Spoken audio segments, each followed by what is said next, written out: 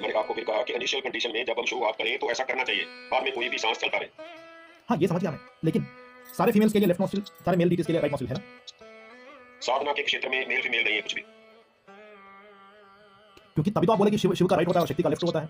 मैंने मेल के आप मेल शक्ति, आप जैसे आप है आप कर रहे हो, कोई औरत कर रही है तब पूछ रहे हो या कुछ और पूछ रहे हो? नो नो, सी औरत करे या मेल करे, शक्ति साधना मतलब शक्ति साधना के लिए तो मेल और फीमेल्स के लिए लेफ्ट नॉस्ट्रिल ओपन होना ना गुरुजी। मैं आपको एक बात और भी ऐड कर देता हूँ इसमें, हाँ जो मालूम नहीं है किसी को। हाँ हाँ गुरुदेव जब दीक्षा देते थे तो उनको मालूम था कि कौन से सांस चलाकर शिष्य को दीक्षा देनी है, मेरा कौन सा सांस चलना चाहिए, उसके बीच में कौन सा तत्व होना चाहिए।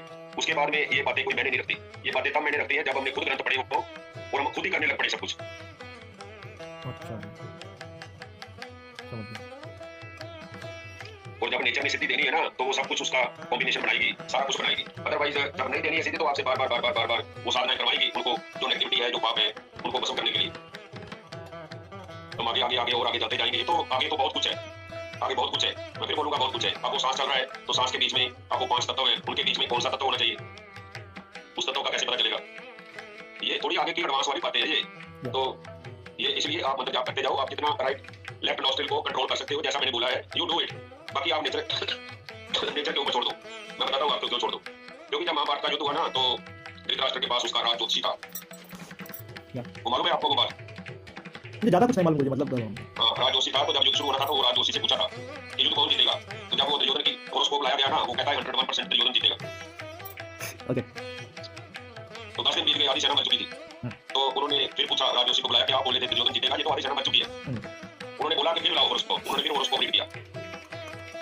ओके। तो उन्होंने फिर बोला, कहता है ये होरोस्कोप यही बता रही है कि दुर्योधन जीतेगा, लेकिन पांडवों की तरफ से कोई जना है वहां पे जो ग्रह नक्षत्रों की स्थिति को चेंज कर सकता है। क्या बात है। ओके।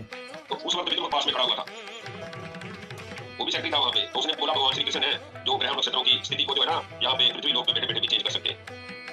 तो आप इतनी लाइटली मत लो, हमको साधनाओं में ये सब कुछ मिल जाएगा, ये उनकी आज्ञा से मिलेगा। जब वो देखने पे आएंगे तो ऐसे 1 सेकंड में दे देंगे, तब तक प्रयत्न तो हमको करना पड़ेगा। कौन कौन पहले गुरुदेव देंगे और कौन देगा, और किसी में कोई पावर नहीं है कुछ भी देने की।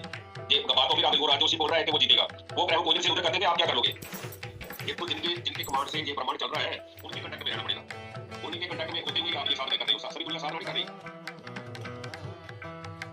लेकिन गुरुदेव तो लेकिन कुछ नहीं है। मैं भी बोल रहा हूँ आपको, आप बोल रहे कि गुरुदेव देंगे, लेकिन गुरुदेव तो देवी देवताओं को सारे अभी उनके अधीन है। भारत के बीच में प्रधानमंत्री मोदी है, जो वो चाहेगा ना वो होगा, किसी और के जाने से कुछ नहीं होगा। और ट्रम्प जो चाहेगा वो होगा, और किसी के जाने से कुछ नहीं होगा। मुझे ये समझ आता है कि गुरुदेव से ऊपर देवता है या देवताओं से ऊपर, अगर गुरुदेव से ऊपर गुरुदेव के नीचे देवता है, गुरुदेव से ऊपर